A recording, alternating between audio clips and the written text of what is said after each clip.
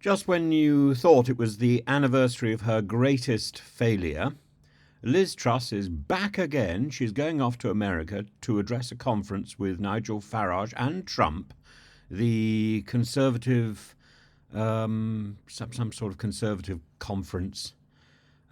She's going to be in Washington, and she's going to blame the administrative state for sabotaging her premiership. What sabotaged her premiership was her hands going everywhere and her geography going nowhere.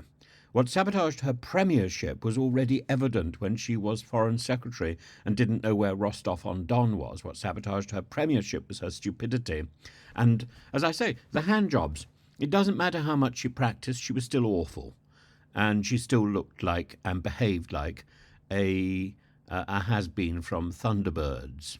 Thunderbirds was put to bed long before she got into politics, when she was still a Liberal. And she flew to Washington. She should be there now. She's in the Washington suburbs, probably as a garden gnome, to speak, representing the UK, to speak alongside Farage and Trump. And I think also Steve Bannon. And she's going to be talking about, oh, that's it, the Conservative Political Action Conference, the CPAC. It sounds like a bomb, doesn't it? Well, it probably is. It's a 4-day event which takes her out of the country for 4 days.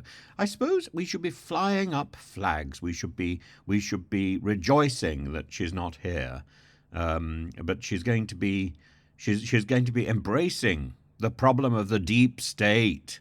The deep state is something which I think was coined first in Turkey, was then translated and embraced wildly by anybody who feels that their political career has been sabotaged by something, and they want to transfer blame to something or someone else other than their own failure and their own stupidity. So it's not that surprising that Liz Truss is there.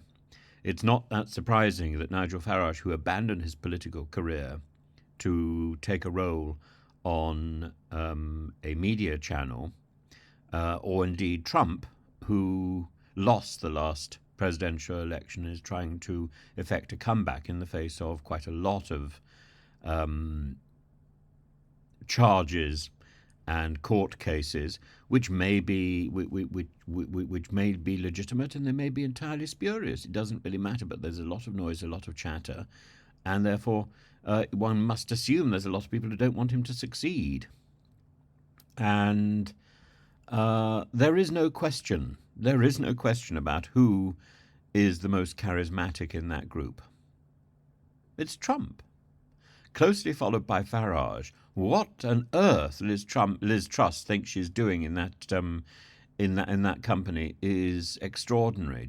Is she claiming to be the brains behind the organisation? Because she's going to sadly fail. Mr. Farage and Mr. Trump outweigh her in a degree which can hardly be considered. But if she's the only prime minister they can get hold of, I suppose that's what they've got to be satisfied with. Oh, look, I'm on the same stage as the prime minister. She happened to be a record-breaking prime minister who is the prime minister for the least amount of time in the UK.